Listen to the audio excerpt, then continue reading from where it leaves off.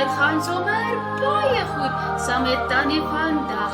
En Tannie is so bly om vir julle weer 'n storie te bring. Kom ons luister. Saulus ontmoet Jesus op pad na Damaskus. My liewe maatjies, hierdie is 'n storie van Saulus. Saulus het Christene gehaat en hy het omgegaan en hulle gearresteer en in die tronk gesit. Een keer het Saulus na die hoëpriester toe gegaan om toestemming te kry om te gaan na die sinagoges in Damaskus. Sy doel was om al die Christene wat daar bly, man sowel as vrouens, gevange te neem en na Jerusalem toe te bring.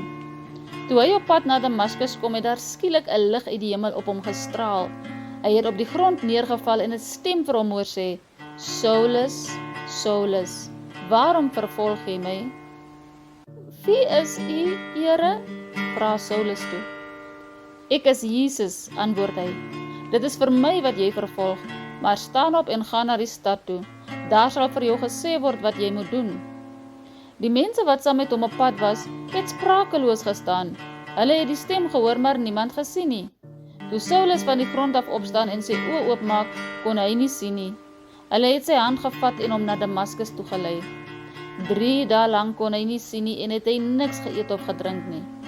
In Damaskus was daar 'n sekere disipel van Jesus met die naam Ananias. Die Here het hom in 'n visioen geroep. Ananias, hier is ek, Here, het hy geantwoord. En die Here sê vir hom, gaan dadelik na Regietstraat toe en vra by Judas se huis na 'n man van Tarsus met die naam Saulus. Hy is besig om te bid en hy het in 'n visioen 'n man met die naam Ananias sien inkom wat hom die hande oplê sodat hy weer kan sien. Maar Ananias sê, Here, ek het al by baie mense van hierdie man gehoor en van al die kwaad wat hy die mense wat in u glo in Jerusalem aangedoen het. En nou is hy hier met volmag van die priesterhoofde om almal gevange te neem wat u naam aanroep. Toe sê die Here vir hom, gaan daarheen, want ek het hom uitgekies om my naam te verkondig. Ek self sal vir hom wys hoeveel hy vir my naam moet lê. Ananias het toe gegaan en in daardie huis gekom. Hy het Saulus die hande opgelê en gesê, Saulus, broer, die Here Jesus wat aan jou verskyn het toe jy op pad hierheen was, het my na jou toe gestuur, sodat jy weer kan sien en met die Heilige Gees vervul kan word. Onmiddellik het daar iets soos skille van Saulus se oë afgeval en hy kon weer sien. Toe het hy opgestaan en hy is gedoop en hy het geëet en weer sterk geword. Saulus het 'n paar dae daar by die disippels in Damaskus gebly en dadelik in die sinagoges begin verkondig dat Jesus die Seun van God is. Almal wat dit gehoor het was verbaas en het gesê, is dit nie die man wat in Jerusalem die mense wat hierdie naam Jesus aanroep, wou uitroei nie? En het hy nie ook hierheen gekom om hulle gevange te neem nie? Maar Saulus het al hoe kragtiger gepreek en die Jode wat in Damaskus woon verbaas deur te bewys dat Jesus die Christus is. Na verloop van tyd het die Jode saamgesweer om Saulus te vermoor, maar hy het van hulle plan te hore gekom.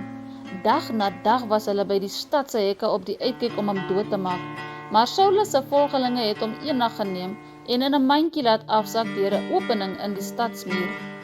Saulus het na Jerusalem toe gegaan en het geprobeer om daar by die volgelinge van Jesus aan te sluit, maar almal was bang vir hom, omdat hulle nie kon glo dat hy 'n volgeling van Jesus is nie. Barnabas het vir Saulus geneem na die apostels toe. Hy het vir hulle vertel hoe Saulus op die pad die Here gesien het en dat die Here met hom gepraat het en hoe hy in Damaskus openlik in die naam van Jesus gepreek het. Saulus het toe oral in Jerusalem saam met hulle rondgegaan en openlik in die naam van die Here gepreek. Wow, liewe maatjies, dan hoop dat julle hierdie storie geniet het. Ons sien hier hoe Saulus die Christene gehaat het en hulle in die tronk gesit het. Maar Saulus het vir Jesus ontmoet op pad na Damaskus en sy lewe het verander. Hy het nie meer Christene gehaat nie, hy het nou self 'n Christen geword. Hy het die evangelie van Jesus Christus gepreek. Ons moet ook vir Jesus volg en sy disippels wees.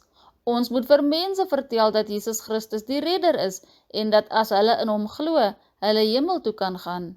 En julle moet onthou dat Tannie is lief vir julle, maar Jesus Christus is baie meer lief vir julle. Julle moet soet wees en mooi bly tot die volgende keer.